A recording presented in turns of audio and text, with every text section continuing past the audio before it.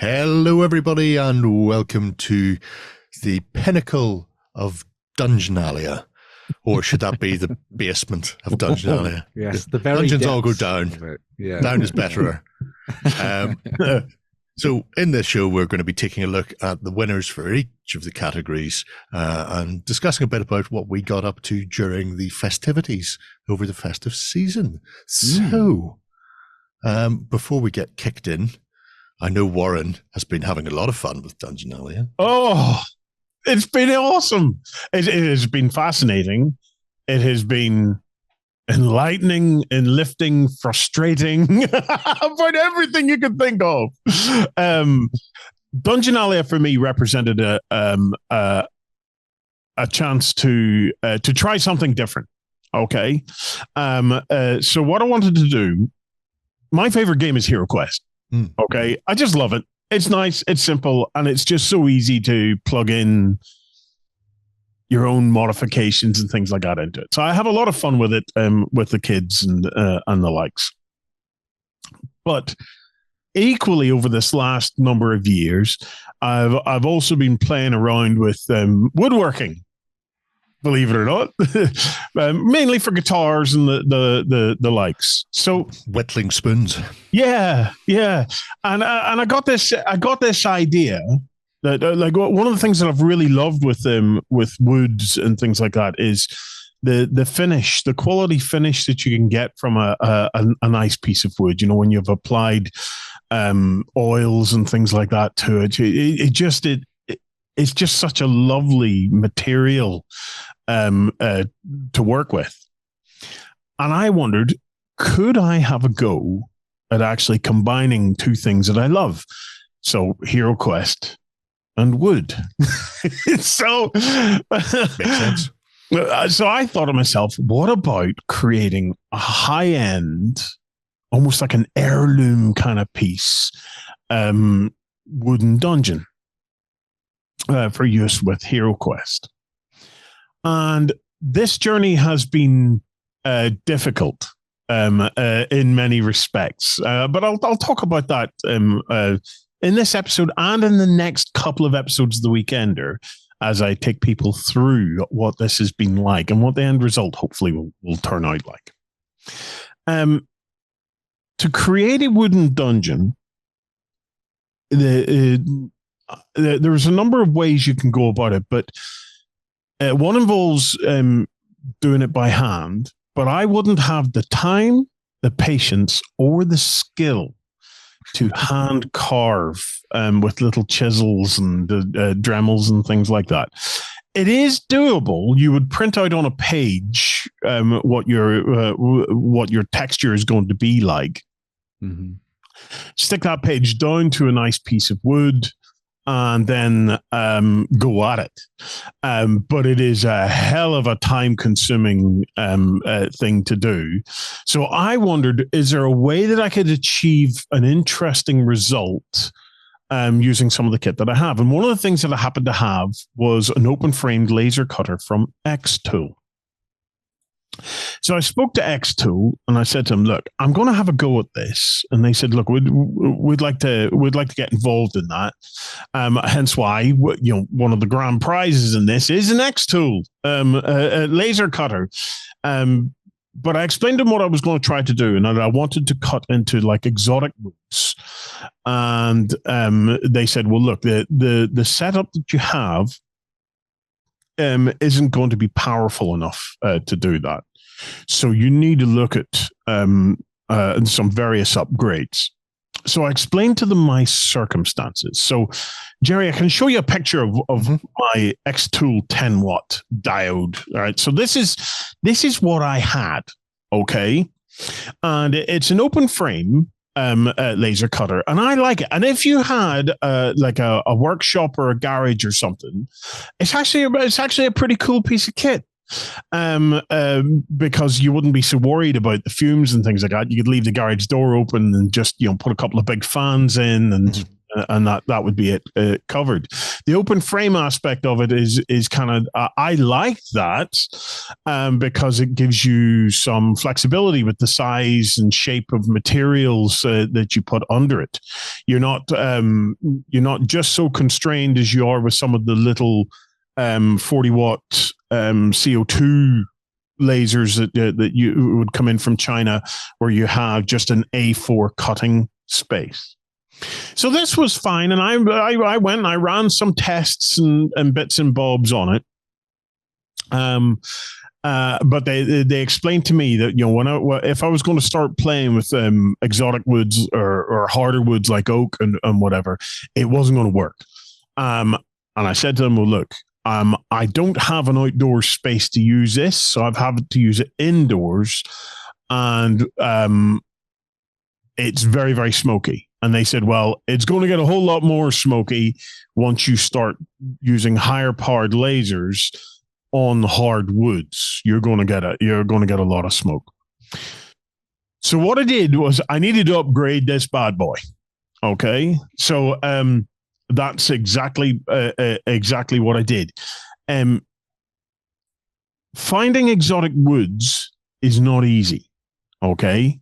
This is something that I have learned in all of this.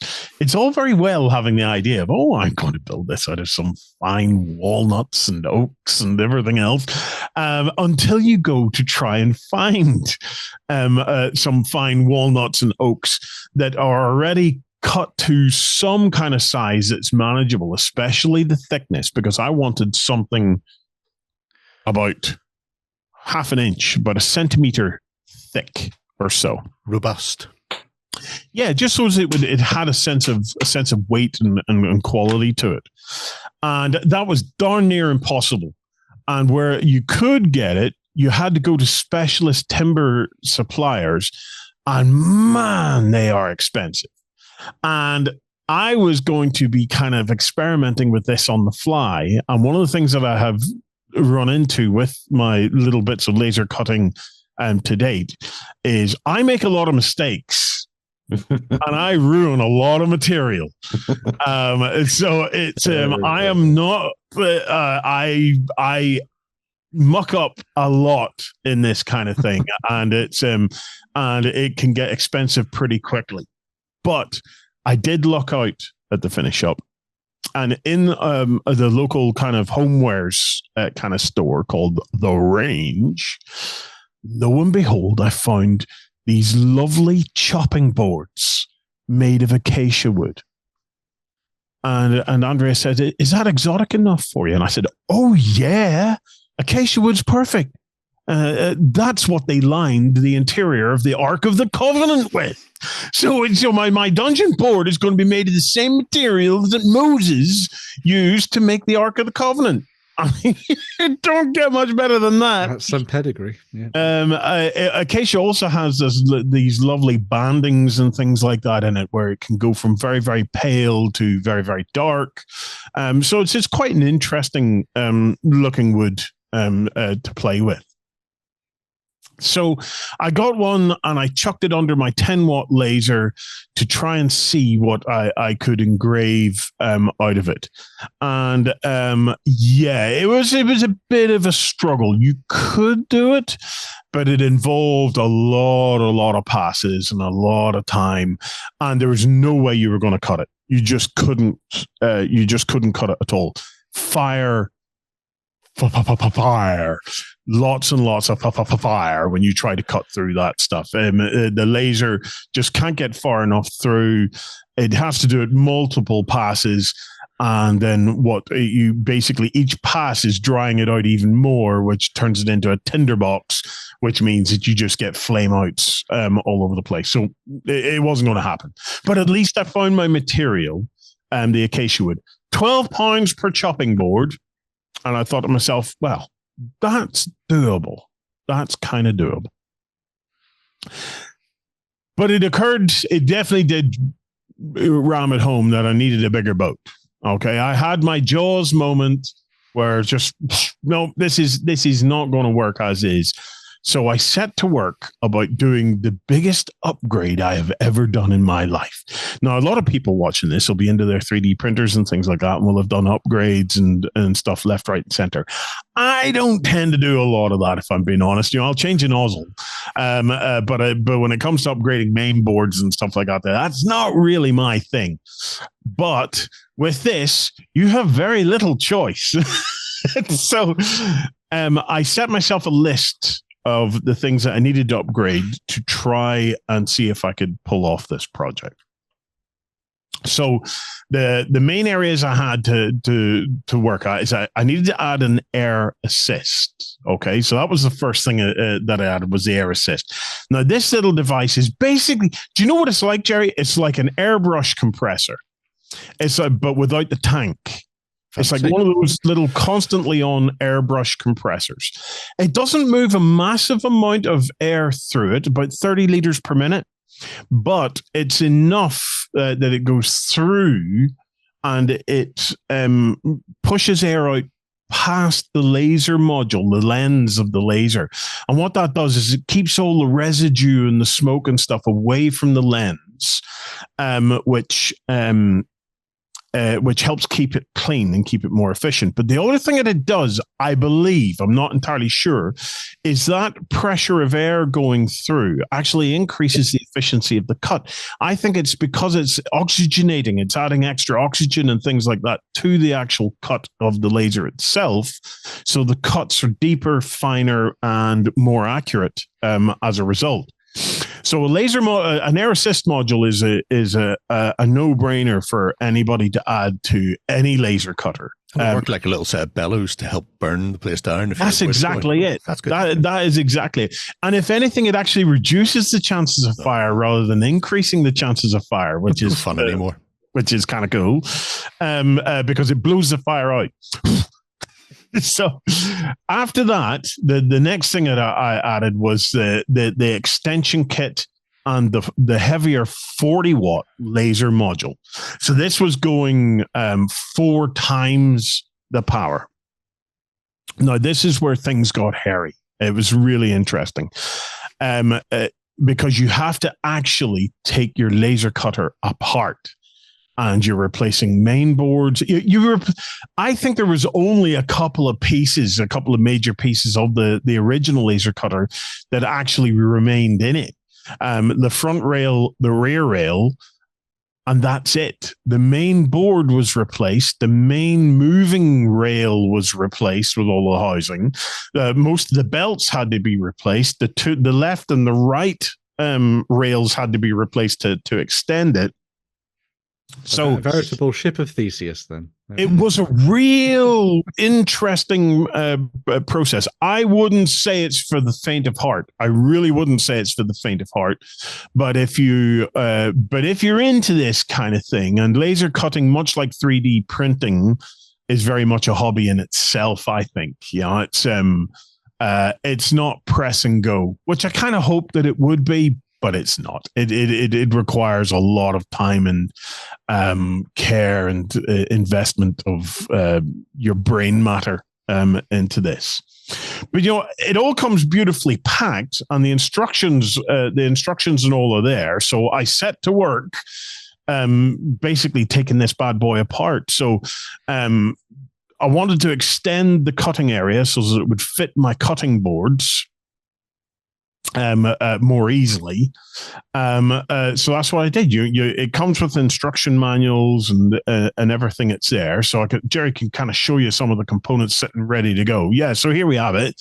So that's the original, and I'm just about to start stripping it apart. So if you follow my project, which is in the project system, you'll be able to see everything. So it looks like a descent into hell.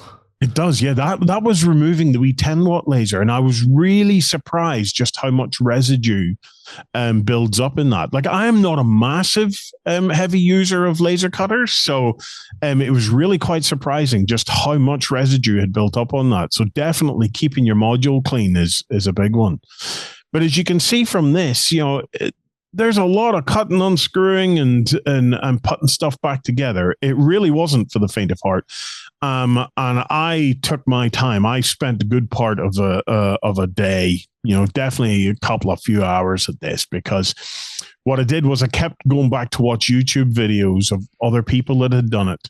Because one of the things I've discovered with these kinds of things is if you push on ahead, you think you're doing the right thing, and then you'll come to a point where you pick something out and you go, oh, pants. To do this bit, I have to undo everything that I have previously done now just to put this bit back in to get it to fit. So I took regular breaks. Touch this bit. Yeah.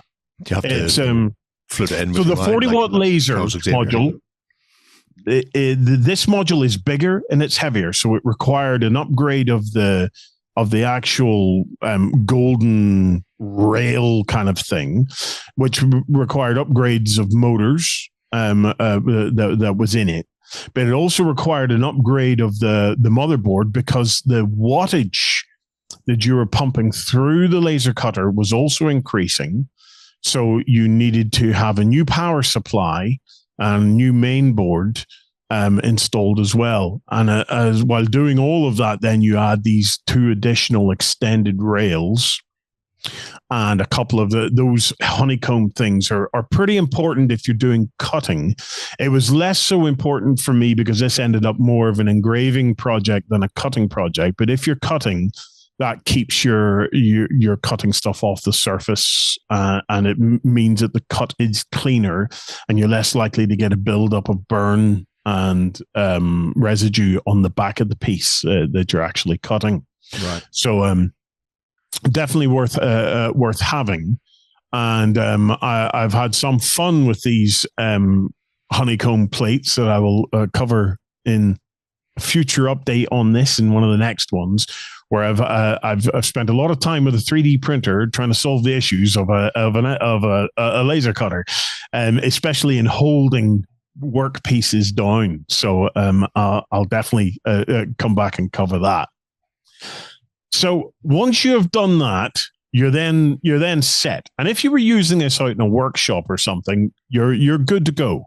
But I'm using it in a basement. And even in my small trials where I had created my own smoke extractors and stuff using vacuum cleaners and the likes, the smoke gets everywhere. It travels up into the main house, and the smell of laser cutting, it goes everywhere. You've got several small children who could be wafting tea towels. They're lazy brutes. They only flap for a few minutes and then they start gurning, and the gurning, unfortunately, is louder than the laser cutter, so I can't ignore it. And but what I did add was I started to look at some of the safety aspects. So Xtool had also sent across some other bits for me to try as well. And the first was the extended enclosure. So what you do is you build this around your laser cutter, and it's designed basically to be the first part of the process of keeping smoke levels down in the area that you work. So all the Xtool stuff is beautifully packed. So in the project, I've always put in a little packaging shot because they've went to a lot of effort, and it looks great. So it comes with a series of panels that kind of Velcro together, and this little extractor fan to try and create a negative air pressure inside the enclosure. And that's what it looks like. It looks like a big coffin at the end of the day. Glad you said that. I was thinking it. Yeah, it does. It does. It looks like a big coffin, and it's not airtight, and it's pretty useless on its own. Okay, so good. There's no point in buying just an enclosure. You need to hook that up to something that is going to draw the smoke out of it and do something with the smoke. So that's extracting it directly out of the building, which is probably the best idea, but not easy to do for most of us. Or you get one of these things, which is the smoke purification machine. Wow. Sounds fancy. So what you do is you unbox this bad boy, and then it hooks into that extraction fan, and then it pulls the smoke out of the system, okay, and through a whole series of different carbon filters and the likes before pushing what remains, which should be freshish air, out the other side. Now, the thing about this is, and again, I can't preach enough about the safety of these things.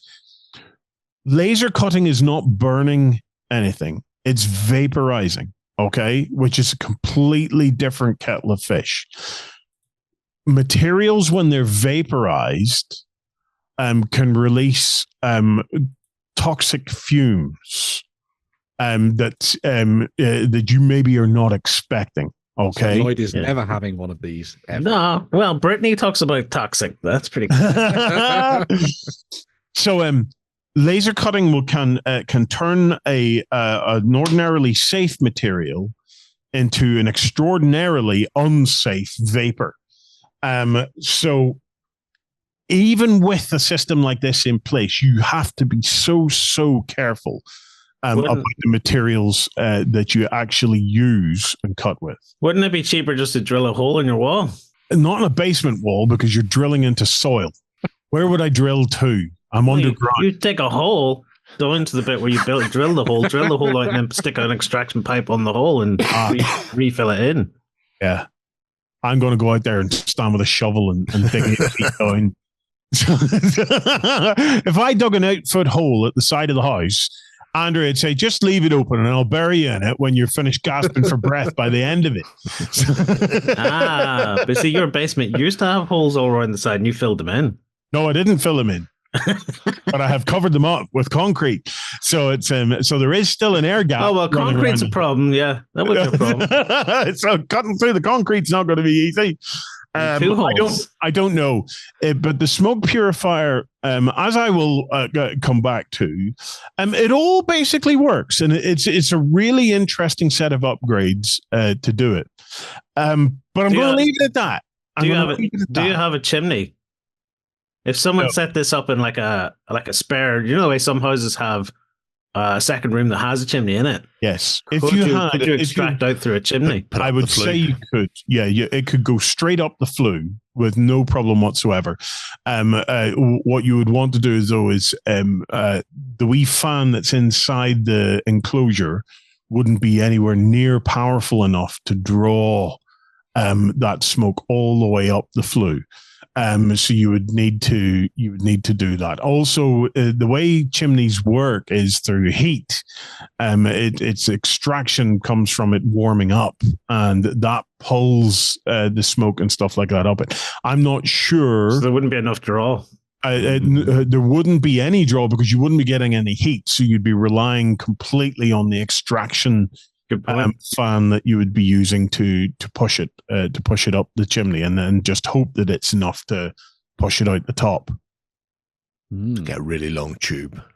Yes. I mean, really long. Just keep pushing it all the way up. I reckon you can stand there. You breathe. You go. Run upstairs. There we go. Done it. So anyway, Dungeonalia has been an opportunity for me to really experiment with it, and over the next couple of episodes of the Weekender, I will come back because I want to show the process of how it's done. Let me grab me. I did have a go at actually cutting them out as individual little kind of tiles. Using what, a bandsaw or something? No, I tried to laser cut this one, and that's why you can see it's so badly burnt. Charring. It's now charcoal. Yeah. And that was even with the 40 watt. It's a difficult thing to dial in laser cutters. It takes a lot of practice. So James Bond shouldn't have been so worried about what Blofeld was planning to do to him. Well, it wouldn't have cut him in half. Let me just say that, but it would have put a bad old slice into it. That's for sure.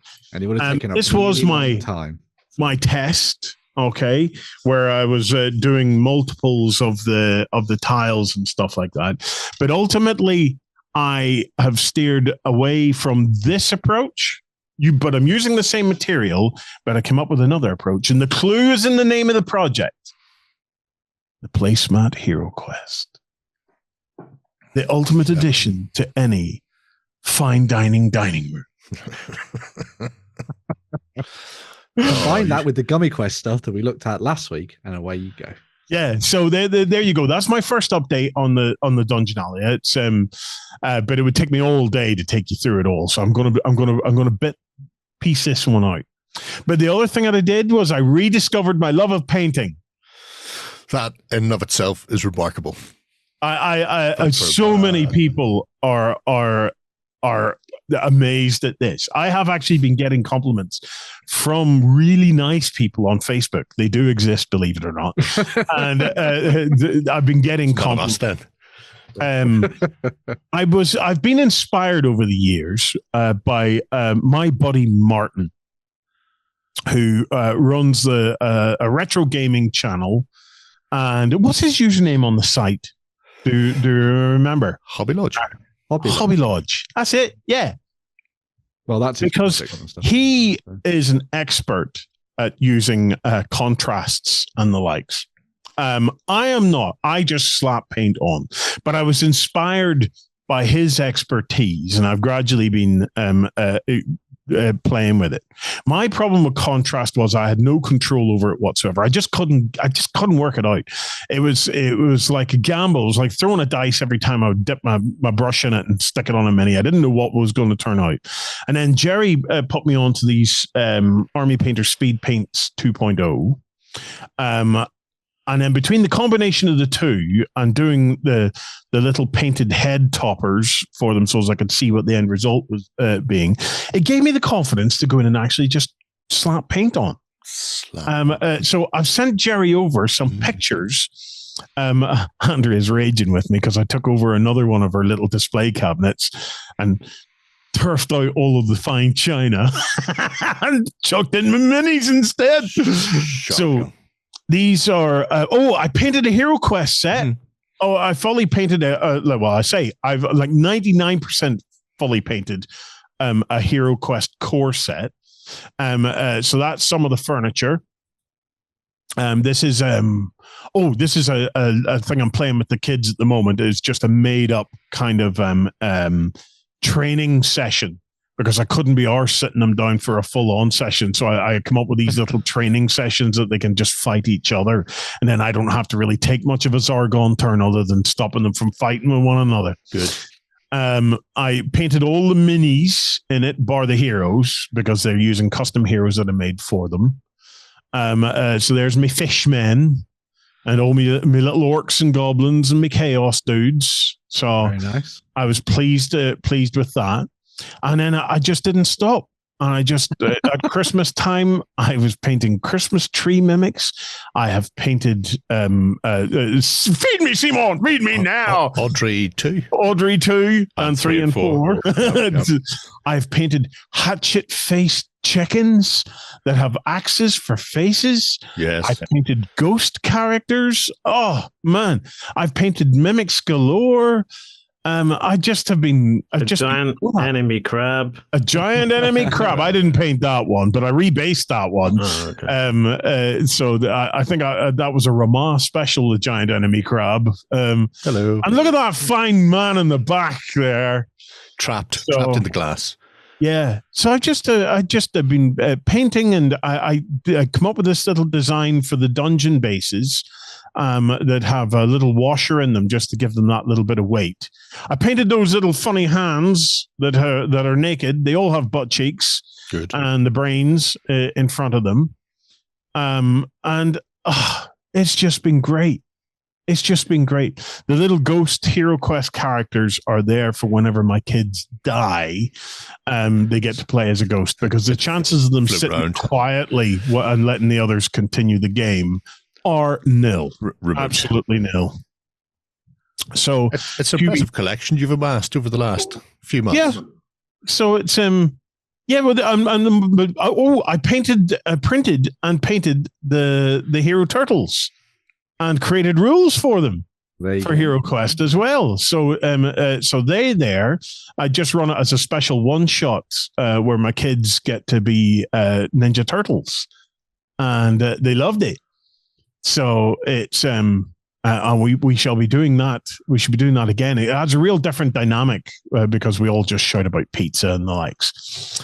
And then my little Jack, he adores Ghostbusters, And when he got home from the Ghostbusters movie, he also adores HeroQuest and he wanted to play. So as a little surprise for him, I had done up a Slimer and a little mini Stay Puffs for an adventure. Now, Jack has one single magic artifact. He's a dwarf character, and he picked up this artifact that gives him mind control, right? So his whole thing is every time I talk to him about a monster, his question is, does it have a mind? That's where these ones came from originally, wasn't it? It was the, yes, they definitely have a mind. Yes, they definitely have a mind, the little brain dogs, yeah. So they definitely have a mind. Intellect devour. But the problem is, in about 15 attempts, Jack has never got the spell to come off. Good. It has never come off. And Jack complains about the spell, but not about it not coming off, but because the mind control doesn't go far enough. You know, Daddy, all it does is make me miss a turn, but that's not mind control, Daddy. I need to control them. It needs an upgrade. And I said, well, Jack, you need to be able to get the spell to work first before you need to worry about just how powerful it is. Oh, well, Jack, never mind. But I can now report as part of my Dungeonalia feedback that Jack managed to get the spell off and now controls a little legion of mini Stay Puffs that are running around the HeroQuest board, killing his siblings. Good. Stabbing people. And Jack is on cloud 9 now because he calls them a military of Stay Puffs. Yep. Fair enough. Yeah. So yeah, it's all fun and games, and I've got to thank the community for keeping us entertained with their Dungeonalia entries over the last this winter. It has been amazing, and I can't wait for next year. I cannot wait for next year. So my report card has been submitted. Get a C+. No battle reports. No battle reports yet. No. I'm rubbish at battle reports. Lloyd, you've also been doing some bits and bobs with your dungeon bits. Yeah. And if you haven't been watching the XLBS, you've been missing out because I was talking about it. You were. Yeah. Do you want me to talk about it again? Yeah. You have to watch the XLBS. Oh, hell yeah, Lloyd. We want to talk about what you do. You can give us a brief recap and then people can go and see more detail in the XLBS then if they want. Well, I wanted to muck around with some XPS foam and some upholstery foam. We could revisit it for like Foam Rock 2.0. That was the rocks that you based off that guy's article from the 1980s. No, he stole that. He tried to claim that idea that with no proof, and then went back in time and published it. Yeah, you can sort of skip the first bit. The first bit was John printing some stuff to get all painted up to give me some furniture to put in. But yeah, if you look at this, you should really go down to the build photos first. Flip the project the other way around. That'll help you. I probably would, but I'm here now and I've opened that.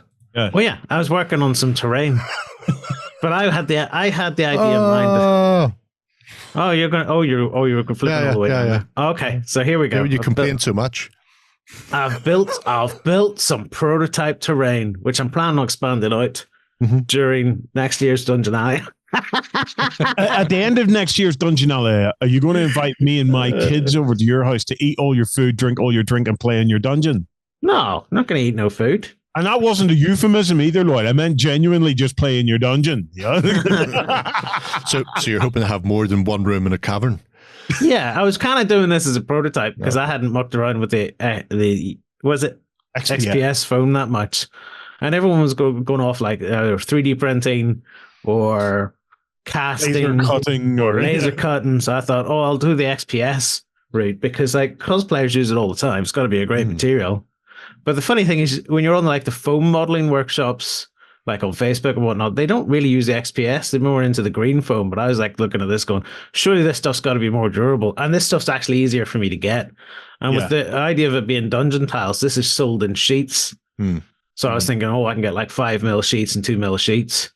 So got the old XPS. I'm not going to dwell on it too much. You can do things like you can heat it up and then transfer textures onto it. That's what the whole ball and the tinfoil's about. Oh, that's how you got that kind of the rocky, uneven texture to it. Yeah. Yeah, you can just squeeze it on, and then you can cut in some cuts into XPS foam, and then when you hit it with the heat gun, it then expands. So you want to do your cuts first, and then maybe do your texture and stuff like that. Because the thing is, if you heat it up again, texture that you apply to it kind of undoes itself. Yeah. Right. Yeah. It has to be the last thing you apply to it. Then is the texture. Yeah.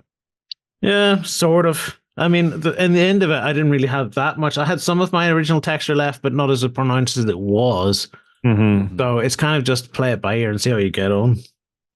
Yep. So stuck it all down to some foam board stuff. It's not regular foam board. There's a name for it in there in the project. It's the stuff that printers use for printing signs, you like retail signs. Stuck it all down to there. Got the old glue out. Smashed it all together. Put in the fillings, and then build some walls to go with it. Because you can't have dungeons without walls. But like I was saying when I've talked to you about this before, I wanted to build it in a fashion where the walls are more implied than actual full walls the whole way through the dungeon. Yeah. It's an impressionist dungeon. Yeah. It's like pointillism. You can see I've carved the base back because I wanted a low profile look to it. As Caesar said, this is a perfect dungeon, but don't mind the holes in the walls. There's no way for you to escape. The walls are implied and made of foam. Move on, Jerry. Move on. I love it, Lloyd. Ignore them arseholes. I love it. I see exactly what you're trying to do. Yeah, exactly. And if you cut the blocks up in little uneven stacks, like there's a little surround that goes around the rooms, which is kind of a way of making the room look framed in like a wall without actually being a wall. Yeah. And it also gives you somewhere to set doors without them encroaching onto the actual tile. Because if you put two tiles together, you get the extra space in between, and it doesn't impact on your gameplay. So this was a thicker XPS. So I was using like a 5mm for the tiles, and then here's like a 10mm to cut the blocks out of, and then I mixed blocks from the 5mm and the 10mm to get that uneven. A dry stone wall kind of look. Yeah. So I really like that more haphazard. Oh, we'll just stick it together with whatever the heck we've got at the time. Move on, Jay. Move on, because we have painted pictures come up, and then it was painting time. Ah, yes. When Lloyd paints things one color, if you go to the top of that, and then goes back to the original. There we go, here we go. Here we go. So painting time. It was like paint a variety of different colors because lots of people do this when they're painting rocks. Because let's face it, rocks ain't all the same color. Correct. You know, when they're carved out of a rock face, who knows what's in the rock face at the time? So whacked it all down. Then covered it all up with some dry brush. And if you want to go into more detail on this, you can come on over to the project system. Well, you might want to show a little more detail than that, Jerry. That's practically finished. But I know where this is going. Because this goes, I dry brush it goes grey, then I wash it, and then I dry brush it, and then I wash it, and then I dry. And there's like 15 stages where there's no real variation between them. and then at the end, it looks like that. It's good. It's good times. There's loads of dry brushing. There was loads of dry brushing. There was, We're not entirely certain why. The colour was implied. Hey, look at that. Look. There's implied colour below those. But it's important to do the dry brushing because it ties the whole thing back together. Oh, yeah, it makes it all lovely grey. So it doesn't look too extreme. Beautiful shade of grey, Lloyd. I might have put a stronger color down on the things now after in retrospect after seeing how the dry brushing tied it all together. Now you get your washes down on it. Make sure and get it down into the grout. Yes. I don't know if that's what you would call it, but I'm going to call it tile grout. Get it down into that. But I cracks, Lloyd. Just the crevices and the crevices. Yeah. I didn't use tile grout. I used like little sand, granules and sand. Ballast. Yeah. Move on. Away modeler you. Moving on, because let's get to the cat. Oh, look, another dry brush. Another dry brush of grey. Ah. You can see why I skipped to the end, Lloyd. Oh, yeah. Go to the very bottom of that end. You'll see the end photo. The very bottom of the top of the end. No, next post. Skip on. Oh, you mean up one? You mean go up down to the one? bottom of the... Yeah. Here we go. Let's just click these. Okay. So like I said, if you want more detail, go and visit the project. It's there. It's free in the project system. You just click it. There'll be notes down below. Here's the end result, though, of using XPS foam as a dungeon tile. That is it's gorgeous. So. Wickedly nice. Looks great. Yeah. And it's wickedly durable. Too. You two can bat it off yourself. and you can do this to it, and it doesn't crack. This is the thing. I don't like building stuff out of resin and plasters because they could break. I like this sort of stuff that you can do this to it. It's so much. You can chuck it in a durable. box and away you go. Yeah. And you can sleep on top of it. It's comfortable. Yeah. Yes, yeah. With the durability in mind, then that moved me on to rocks. Foam Rocks 2.0. As I get 2 fingers. 2.0. Oh my gosh. Oh, there was no secret hand signals there. It was just 2.0. All right, okay. If you say so. 2.0. Yeah, so that was foam rock time. So the foam rocks are built out of upholstery foam. Scroll up, Jerry. There must be a picture of before. There we go. So upholstery foam is sold in like the stuff that I get is in blue blocks of it, blue squares, which we can't see anymore. Blue squares, Jerry. Blue squares of upholstery foam. Here we go. I get my stuff at Dunelm. I don't know if you have a Dunelm in the UK on the mainland, but you certainly have them over here. We do. Yes, there are Dunelm. Oh, well, there you'll find them in Dunelm. You can also find them on the internet, but I just happen to find them in Dunelm. So that's just like it's like a 2 foot by 2 foot square Stuff that goes in your foam. sofa. And it's about an inch and a half high, something like that. Anyway, you take that and you can pretty much just rip that up and make foam rocks out of it, which is wickedly cool. So I had a tile that I was designing. I was thinking, I want parts of my dungeon. So I've got, at the end of this, I want to have like an idea of what a tiled dungeon area would look like, built out of rocks or blocks and stuff. And then another area that's more of a cavern that's just been carved into an actual rock face. Mm-hmm. So you can put this whole stuff creeping in. Yeah, put all this stuff down, rip it all up into little rocks. Where are we? That one there's probably a good one to have a look at. Yeah, but go up. Oh, always go up. Go up. Here you go. Now you're getting into the... Go up one more. Go on. There you go. That's the one. Why'd you tell me to go to the end? I didn't. Carry on. Okay. Next picture. Go to the other picture. The last picture you opened, Jay. Last one I opened. That one. Yeah, there we go. Right. So what you do is you can cut it out into little... You just rip it with your thumb. Your finger and thumb, just rip it out into little chunks. All you want to do is get rid of all the flatness. And then if you stagger them and overlay them and push them up against each other, you can get crevices and stuff in between crevices. Leady crevices. Yeah. Crevices. Yeah. And that gives you a really natural look because you kind of overlap how they sit. Like, see this one here, I just cut out, I just ripped out a little bit and just put it in front just for that little bit of rock that sits out and crops in front of it. Which is great, because the thing about this stuff is it carves itself. You don't have to think about anything. The only thing I'm going to say to you is make sure you rip any little flat bits off. And if you do that, this stuff will mold itself. The only thing I would suggest is you try to make sure that you rip out some bits that are underneath taller bits so as you get overhangs. And that adds a lot of dimension to your rock. Erosion and smoothing and all that kind of stuff. Because the overhangs will give it a real sense of depth and perspective, or sort of... a look to it. It'll give it a look to it that it's not just you don't want it to go down like this. You want it to go up and undulate and stuff as it goes up and down. Anyway, you stick all that stuff down, and in the past we would have just painted that. It would have just been painted black and then dry brushed. But this time I thought, I really want to come up with Foam Rocks 2.0 this time, so people don't look at them, because I like the foam rock. Because there's a thing with the foam rock that if you build it and don't do the next step, you could literally flat plaque.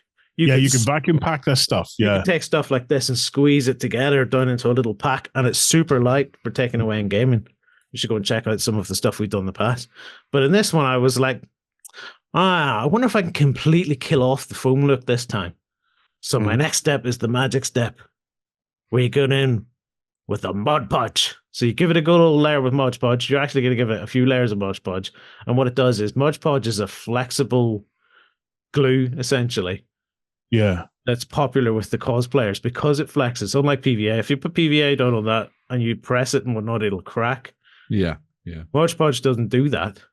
So I gave the whole thing a good layer of Mod Podge. You can also see there I'm using cork, which I've arranged in a tile-looking format.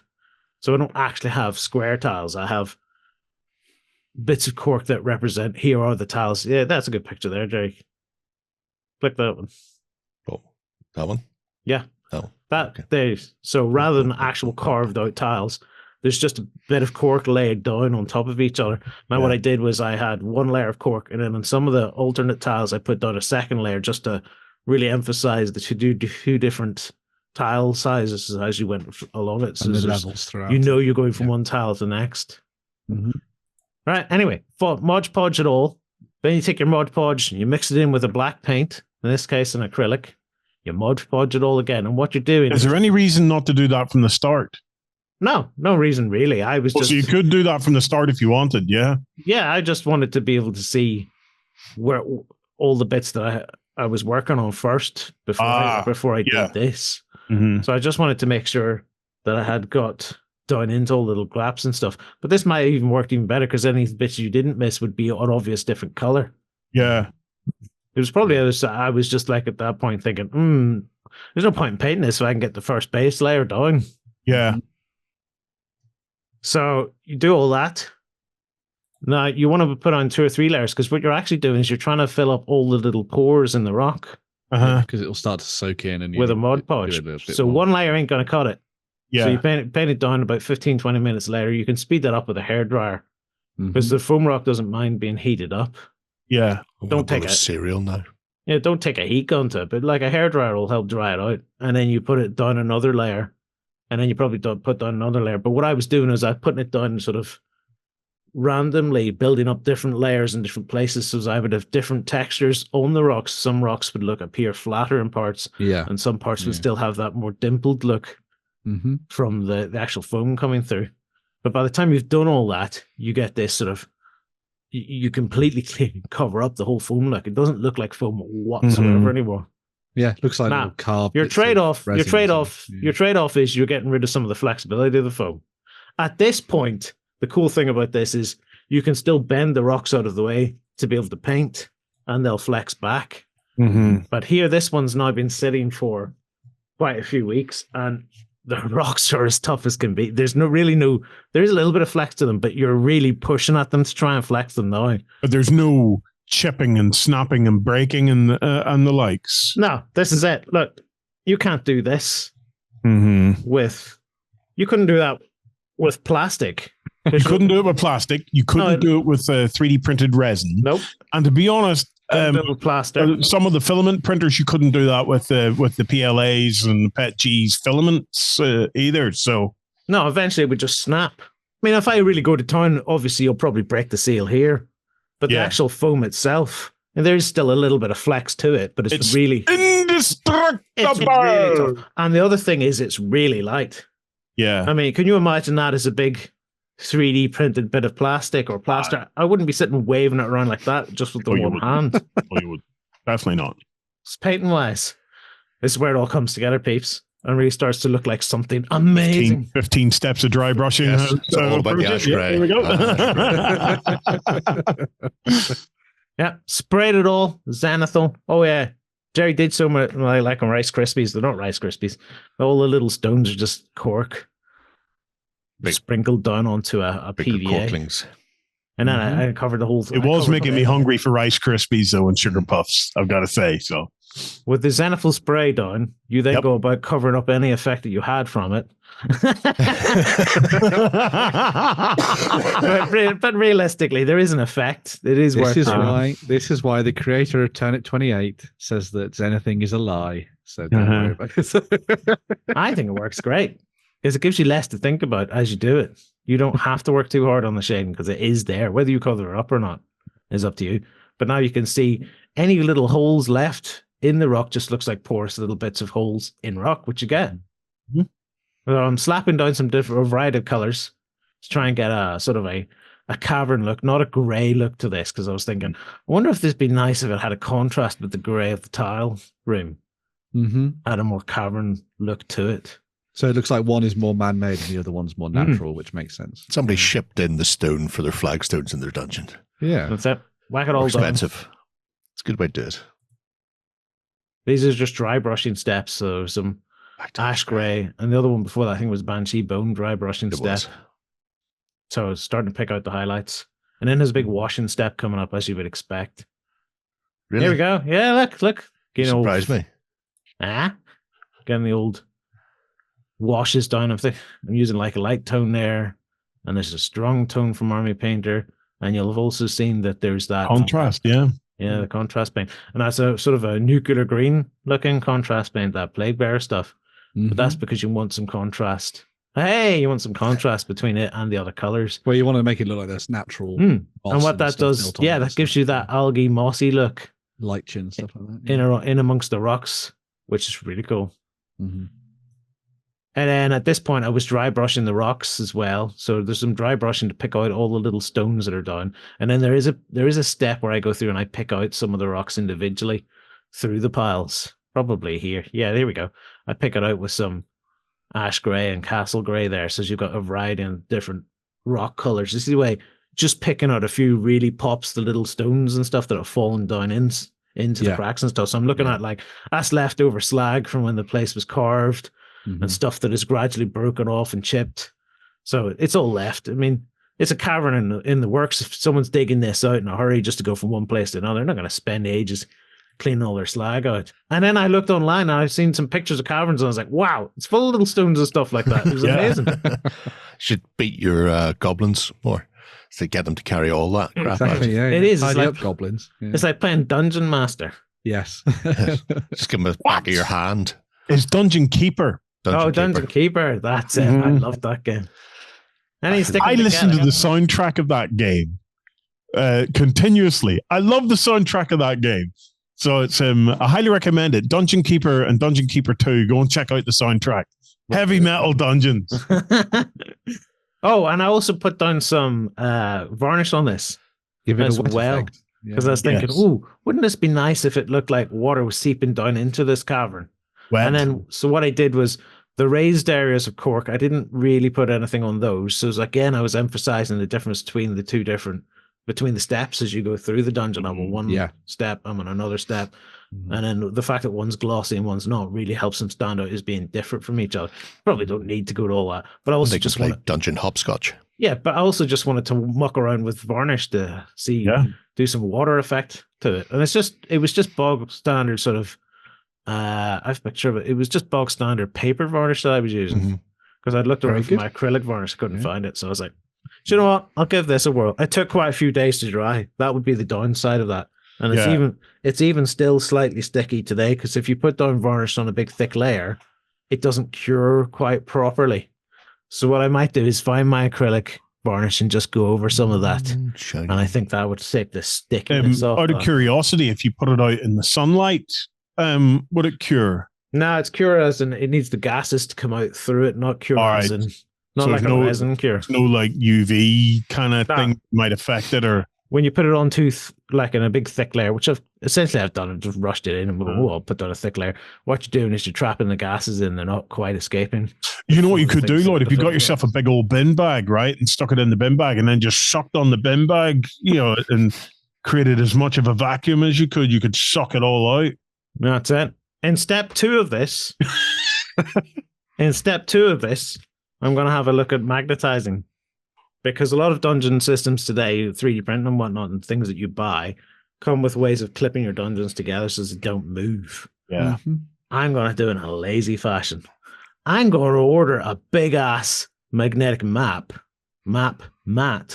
Just a big mat, like an A3 type. Just a big A3 sheet. The sort of magnetic like sheets that you get. It was just that. Yeah. I'm just going to roll it up and I'm just going to put some magnets on the bottom of this and just pop them on it and just say, that's my play mat. And that's all black. So as I have the contrast of the dungeon against you don't need magnets on them then, Lloyd. Washers or pennies. Yeah, washers. Yeah.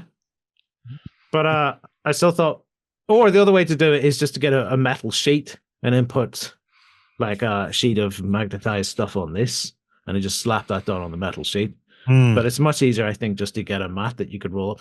But though I was thinking, wouldn't it be nice if I found a big ass picture frame and you get just like a boardroom magnetic. Yeah, a magnetic whiteboard, Lloyd, or a magnetic blackboard. And then you could play your dungeons vertically instead of horizontally. Just play on the wall. You wouldn't have to worry about storage. Well, I was thinking, wouldn't it be amazing? Nice? We could do the Prince of Persia dungeon. We could, wouldn't it? Wouldn't it be nice though if it was like framed in a picture frame, so it had that oldie wood look surround to it, and that defined your play area? Oh, yeah.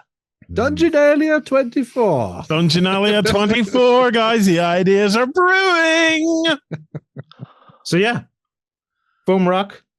Great stuff. 2.0. I've got to say, Lloyd, watching you patent pending. has been a highlight for me because it's been just too long. and now that we have tricked you into doing it publicly on the front stage show, everybody that watches this is now going to be getting their little Lloyd voodoo dolls and telling them, keep doing that. We want to see more. Never going home. He's got all of Rome to build. Have time for foam rocks. Yeah. So I've rushed through that. If you want a more detailed breakdown of that, go and watch the XLBS. You can sign up for a month for free. You can do that. We should put a link to that show down here. And go and check out the project. Will do. Sweet to the beat. Right. Shall we have a look at some winners then? Shall we swish? Okay, then. Our first category for Dungeonalia is the Dungeon Stonemason, with the top prize of the X-Tool D1 Pro laser engraver cutting machine. Drum rolls, please. And pleasure.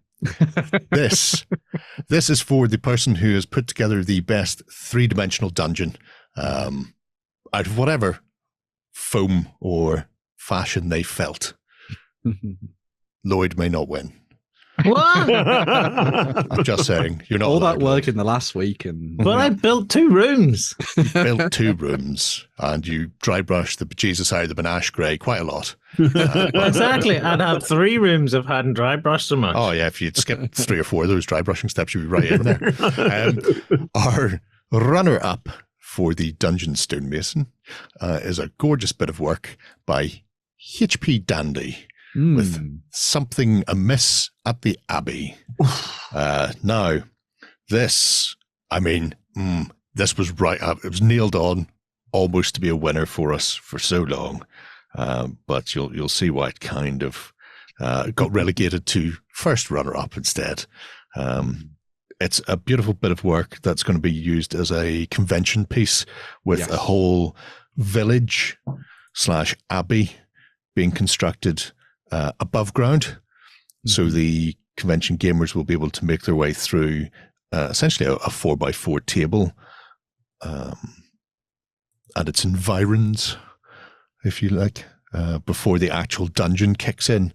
So this was a fairly substantial project with a lot of really good work and a whole host of different types of terrain sort of building going into it, be it the 3D printing or the actual handcrafting pieces like breaking out the tree roots and wire to make the trees and that sort of thing. So it's broad spectrum terrain building, which I like. It's not just I've got a 3D printer and I'm going to make it go burr, or I've spending a lot of time dressing trees up with various lichen and the like.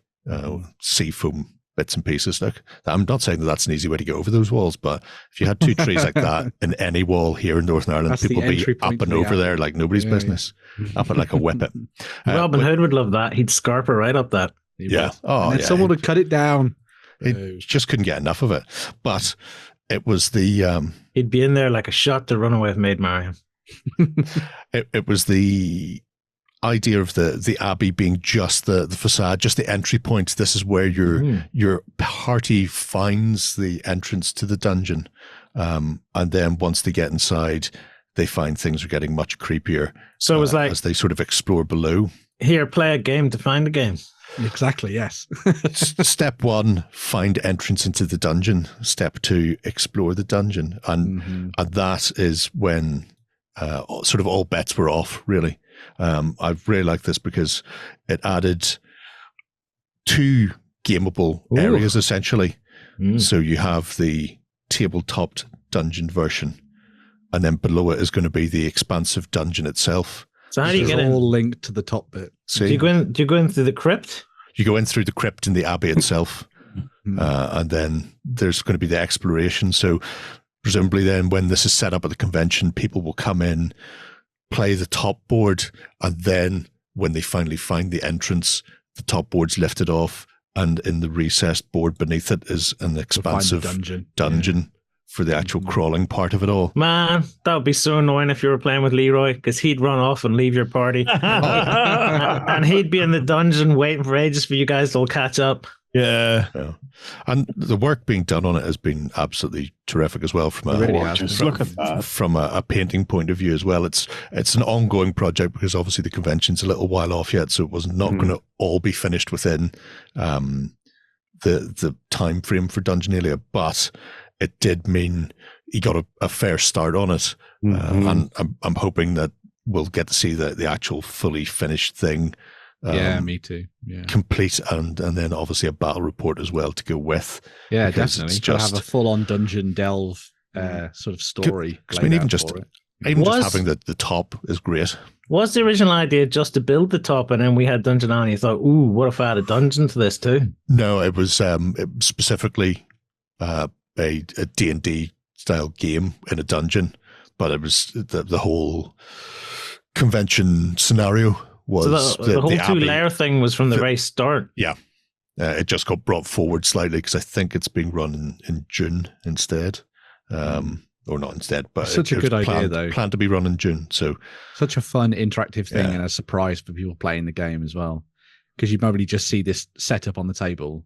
Yeah. And then as you go through it, you'd be like, oh, where's the actual dungeon bit? Oh my God. And then you'd start to see it coming together. Yeah. It'd be really nice. There's been some terrific work. I mean, again, out with the sea foam and the lichen to make the big, expansive trees very well, dragging themselves over the thing. I mean, you'd be up there like a squirrel in and away. So yeah, absolutely terrific stuff. And so much in here for people just to really get their teeth into and see exactly that. What's he building a dungeon out of? Is it like a 3D kit or something? FDM printed bits print and stuff like that. Yeah. So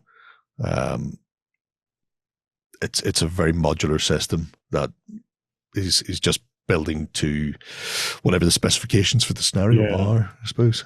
And as you can see, he didn't spend umpteen odd hours painting everything grey just to dry brush it grey again. He just did one. Think about how much more you could get done, Lloyd. If you just followed his one and done step. Just said. But yeah, absolutely gorgeous project, and filled with lots of interesting little nooks and crannies for people to explore, like the library, including the library shelving that's all been chained. Yeah. The forbidden section. Yeah, well, is that to stop people getting in, or is that to stop the books getting off the shelves? It could go either way. Regardless, it's an absolute beauty of a project. But like I say, it was unfortunately just the runner-up. HP Dandy will be getting a Hero Forge color miniature print voucher, so they'll be able to make up a hero to run around the dungeon and explore and poke people in the face, or make maybe up a the villain. Big bad.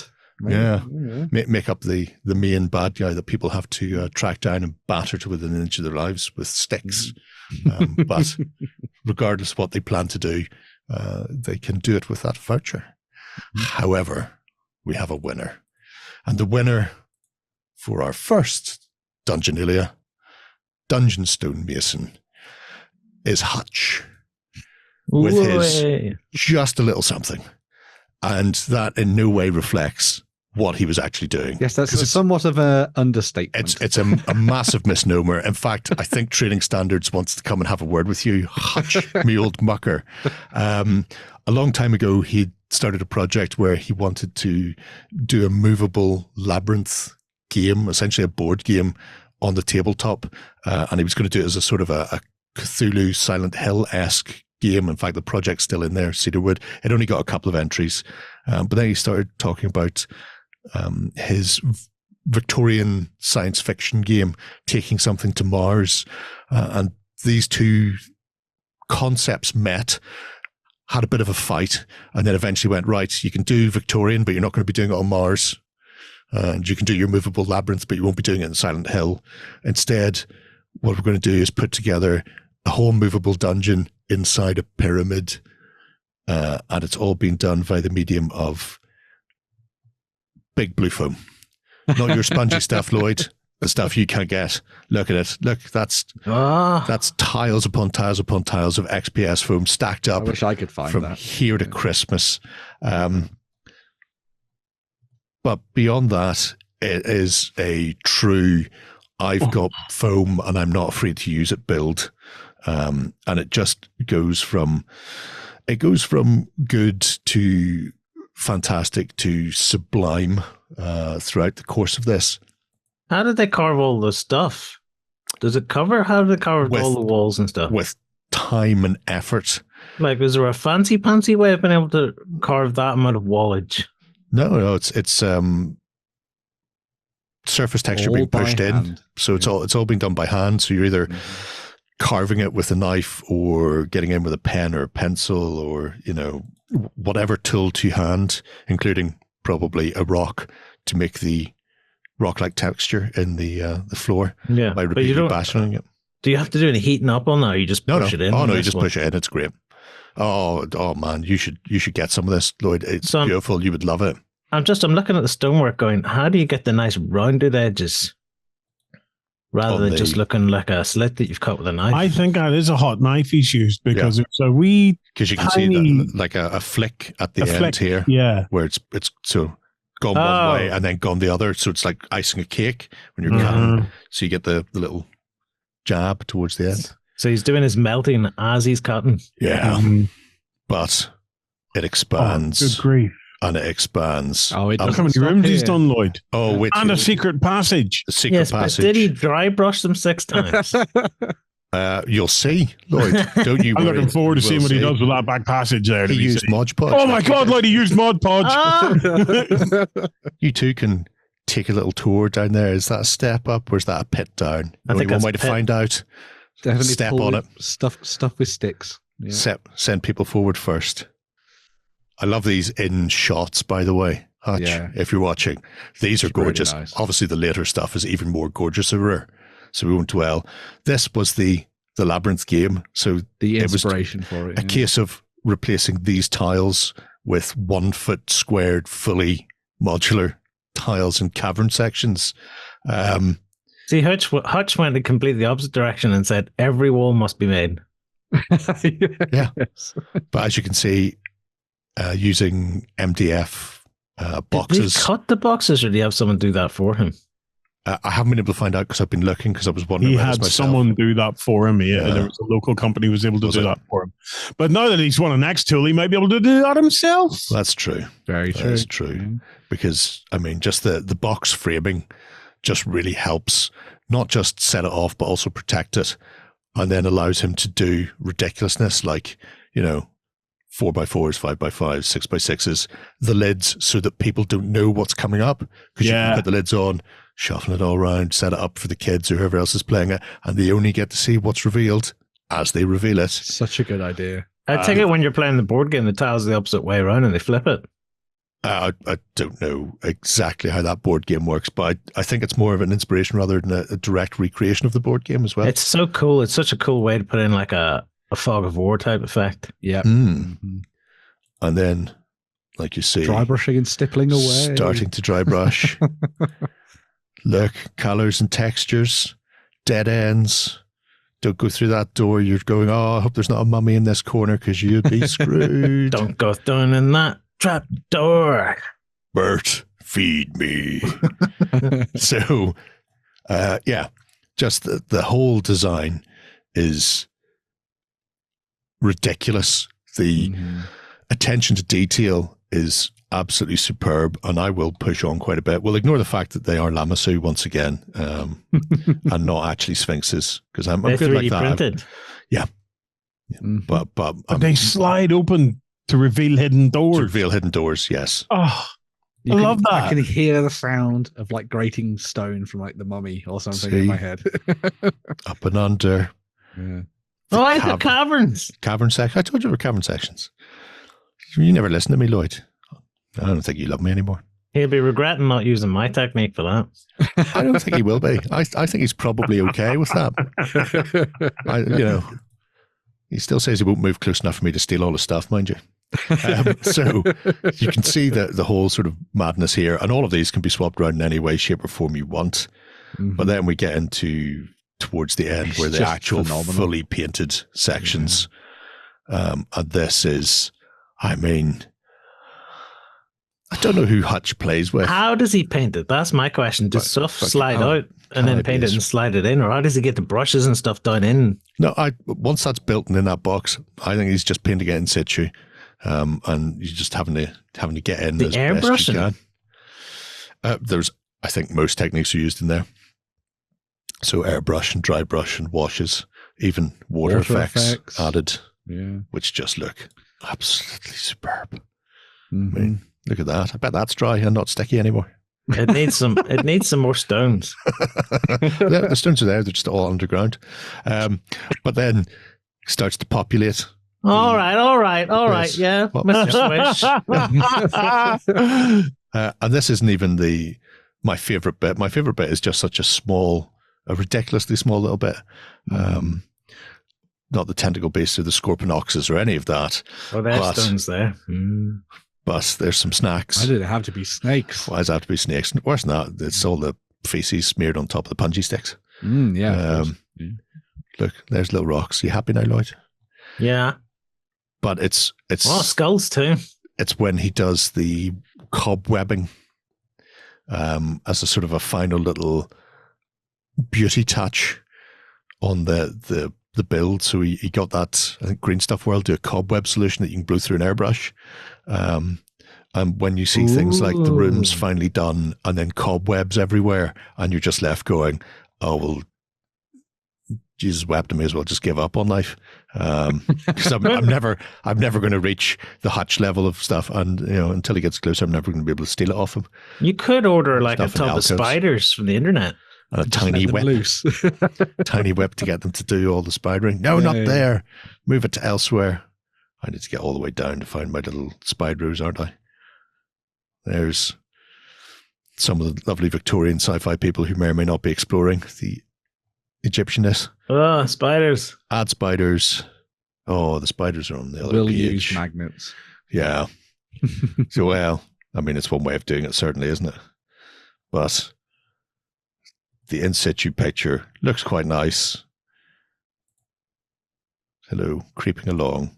The little gaps and stuff in the walls tell a bit more of a story and take it in different ways as well. It's just there's all the torches for the walls, and where are we? There's the cobweb. See, once you start adding the cobweb, I mean that completely unnecessary because what he'd already done had been enough to win, hands down. Both the competition and my heart, Hutch. How did you clean it? How would you know real spider webs from your spider webs? That's the beauty. You don't need to anymore. It's just additional spider webbage. If spiders want to come in and do a bit of their own work, happy days. Otherwise, you start going through there. And there is a little note that if you are planning on using this stuff, I don't like that. A well-ventilated room and off you go. Oh, I don't like that at all. That's too much flipping arachnophobia. That's beautiful. Yeah. That's arachnophobia, the movie there, right there. There's I wouldn't be reaching my hand in to play that in case a real spider was in there. Of course you would. Why would you not? There is the entrance to the labyrinth via a couple of massive Egyptian statues and lovely little Iron Maiden as well for fun and games. But yeah, this is just... it's insane. Okay. You could play so many things on that. You could do Indiana Jones. Mm-hmm. You could do Fifth Element. Fifth Element, yes. You get Lilu from Heresy Miniatures. He does a Lilu and a Butch. I know his name isn't Butch in that film, but he'll always be Butch. But yes, congratulations, Hutch. Dungeon Stonemason, you've set a high bar for any or any future winners to try and get anywhere near that. And someday I will nick all your stuff off you. So well done. Congratulations. You legend. Yeah. Next category. Yeah, so the next category was Dungeon Architect. This was for someone creating, or a group of people creating, the best two-dimensional dungeon creation. So this was drawing stuff out on maps and all that kind of stuff. What What do we have the main prize for this? So the main prize for this one was a Loke Battle Mats bundle. So it was a huge collection of amazing stuff from them. So it was sort of maps and RPG sets and everything else like that you could throw into your games, which is very, very nice. And the winner is Thursday, who has designed themselves an epic dungeoneering project in 10mm scale for you to dive into and have some fun with. So really captured my heart there. Nice. Yeah. Inspired by Hero Quest of Old and everything else in between. This was an interesting sort of delve back into old school role-playing games and stuff like that. And instead of like exploring Hero Quest as you normally would, so sort of like with that big board laid out and you sort of design the rooms as you go, what Thursday decided to do was to create lots of interesting little illustrated cards representing the different dungeon tiles that you'd find as part of as you were going through the dungeon. So you'd walk from place to place, you'd have a deck of cards, and as you reached each one, you'd flip a new one up, and that would reveal the next section that you'd be diving into. From there, you'd then simply just roll a dice or whatever, and that would dictate what you'd find in the room, which I thought was a really nice little addition. The thing that just caught my attention, our attention with this, was just the exquisite attention to detail in all of those little tiny bits and pieces there. So like how getting that proper little old school pen out, as we suggested, would be the right thing to do, and diving in and doing all the little tiny squiggles and everything like that was fantastic. And over the course of this has even been play tested and everything else in between, which I thought was really nice. A cat. So a cat, and I think the child got involved as well, which I thought was quite good. You can't just rely on the cat to do the testing for this one, but absolutely fantastic stuff. And it's just everything about it is so incredibly old school and fun and different, and it's the kind of thing that I hoped we'd see when we looked at people doing this kind of stuff for the 2D sort of designs and things like that. Over the course of this as well, things have sort of developed and changed too, which has been quite nice. As there's been sort of like these kind of early prototypes and things like that. But then as things have gone through, Thursday's experimented with things like black borders and all that kind of stuff as well to sort of make it feel a little bit more plush and everything else in between. And the designs have grown and everything else has been developed through this as well, which I think has been quite nice. We did obviously mention them, as you can see there, in one of our previous showcases. What I like most about this is the throwback look of this, though. With D&D turning 50 this year, the sketched out look just is such a throwback. You're looking at this going, this could be 50 years ago. Yeah, you see it against some of the artwork that we've got in the project, and it just looks like it fits the time period. It's like perfect for that kind of old school fighting fantasy D&D, that kind of Dragonlance era back then. It's just phenomenal. Yes. And now is the black base and just black pen again? So it's just pen around the outsides just to color it all in and stuff like that, as you can see. So probably just going in with a marker or something. Yeah, I think I like both. I think I prefer the black outlines just to give you that idea of like a dark and gloomy dungeon. And I think that kind of sells it. But I suppose you could almost maybe sell this as like two different sets if you wanted to. You could have like a light and dark version. That'd be quite nice.